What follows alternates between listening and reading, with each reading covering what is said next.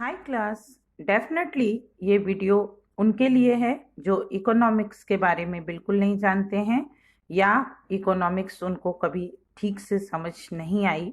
लेकिन आज जब आप ये वीडियो देखेंगे तो आपको एंड तक समझ आ जाएगा कि क्या इकोनॉमिक्स है, और डेफिनेटली आप इकोनॉमिक्स में इंटरेस्ट भी लेने लगेंगे और अपने सराउंडिंग्स में जो इकोनॉमिक एक्टिविटीज हैं उनको अंडरस्टैंड भी करने लगेंगे।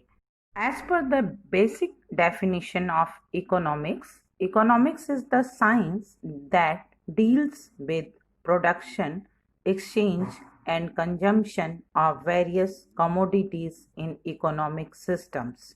इस डेफिनेशन में तीन चीजें हैं जिस पर हमें फोकस्ड होना है: production, exchange and consumption. What is production? Production is producing goods or services. Goods वो होते हैं जो tangible होते हैं और services वो होती हैं जो intangible होते हैं। tangible क्या होते हैं? जिनको आप टच कर सकते हैं, जैसे TV, fridge, fruits, eatables, chips, coke, Pepsi. Whatever you are consuming, that is tangible goods.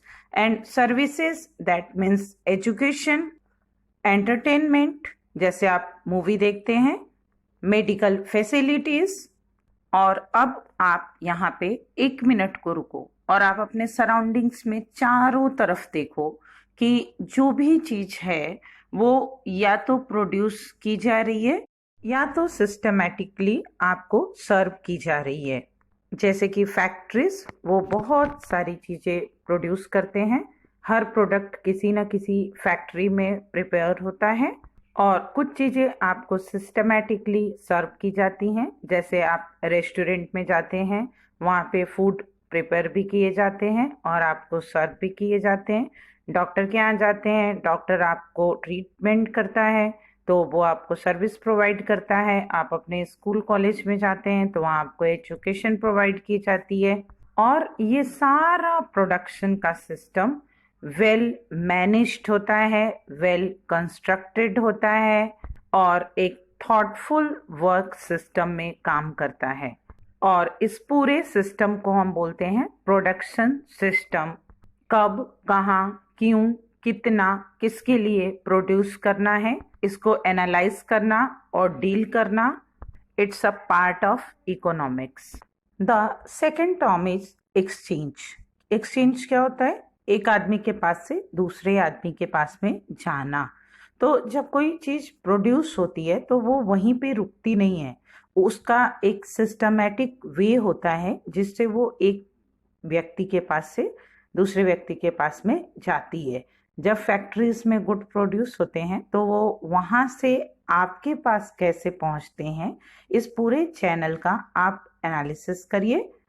आप तो उसको मॉल में लेते हैं या ओपन मार्केट में लेते हैं, लेकिन मॉल्स और ओपन मार्केट्स में भी वो चीज़ें कैसे पहुंचती हैं, किन के थ्रू पहुंचती हैं और उनको पहुंचाने में किन किन फैक्टर्स का कंट्रीब्यूशन होता है, आपको शॉप तक पहुंचाने में किन किन फैक्टर्स का कंट्रीब्यूशन होता है। अलग अलग चीज़ों के एक्सचेंज का पैटर्न आप समझिए। दूध वाले भैया आते हैं, घर में दूध देते हैं, आप उनका रिकॉर्ड रखते हैं और उनको मंथ के एंड में पेमेंट करते हैं। आप मदर डेयरी जाते हैं, वहाँ से दूध ले आते हैं। आप प्राइवेट डेयरी पे जाते हैं, वहाँ से दूध ले आते हैं। तो मिल्क के सप्लाई वे में डिफरेंस आया ना, and how you payment, it's also matter. To consume the vegetables, either you go to sabji market, either you go to malls and retail store and you buy the vegetables and you payment by card or by cash. That is called exchange system. अगर हम clothings की बात करें तो आप open market, Sarojini market भी जाते हैं, सम हाउ ऑर्गेनाइज्ड मार्केट, सदर बाजार जाते हैं, राजौरी गार्डन जाते हैं, या well organized market Biba, life style या और जगहों पे जाते हैं और वहाँ से आप अपने लिए बाई करते हैं। और buy, that is here we are discussing the exchange system. तो उनको पेमेंट भी करते हैं. Somewhere you paid by the card, somewhere you pay by the cash. So this is the exchange system. और थर्ड टर्म है consumption. Consumption मतलब inhale any commodity or use any commodity or goods or services. खाना खाते, घर में खाते हैं, friends के यहाँ पार्टी करते हैं, रेस्टोरेंट में जाते हैं, मूवी देखते हैं, कभी फ़ोन में देखते हैं, कभी मल्टीप्लेक्स में जा कर के देखते हैं. An number of beverages and eatables packs are available in the market. आप सर्विसेज लेते हैं, जिम जाते हैं, स्कूल और कॉलेज में पढ़ते हैं, जाकर पढ़ते हैं, ऑनलाइन पढ़ते हैं, डॉक्टर्स के यहाँ जाते हैं, कभी बीमार होने पर जाते हैं, कभी रेगुलर चेकअप के लिए जाते हैं. That's all included in consumption. और अब आपको इस टर्म के एंड में लग रहा होगा कि आपके पूरे सराउंडिंग में जो चीज़ वर्क कर रही है वो इकोनॉमिक्स है. खेत से निकल के गेहूं का दाना प्लेट तक जाता है, ये इकोनॉमिक सिस्टम है. और आपने देखा होगा कि जब मैं वीडियो में लेक्चर डिलीवर कर रही हूँ तो बार बार और का यूज़ कर रही हूँ. इसका भी एक बेसिक मतलब है जिसके लिए मैंने ये वर्ड बार बार यूज़ किया है. इकोनॉमिक एक सब्जेक्ट क्यों बना? जो हमारे इन्वायरमेंट में हैपेंड हो रहा है, प्रोडक्शन, एक्सचेंज एंड कंजम्पशन, ये तो एक सिस्टम है ना. प्रोडक्शन किया और उसको किसी न किसी तरीके से लोगों के पास में पहुंचाया और लोगों ने उस प्रोडक्ट का कंजम्पशन किया और पेमेंट किया. तो ये स्टडी का मैटर क्यों बना, इसको हम क्यों डिस्कस कर रहे हैं? इसके दो बेसिक रीजन्स होते हैं जिसको आप इकोनॉमिक्स का पिलर भी कह सकते हैं. First thing is the existence of unlimited human wants. हमें से बहुत सारे लोग हैं जो रेस्टोरेंट में जाते हैं तो मेनू को कई बार देखते हैं और फिर उसमें डिसाइड करते हैं कि आज हमको क्या मंगाना है.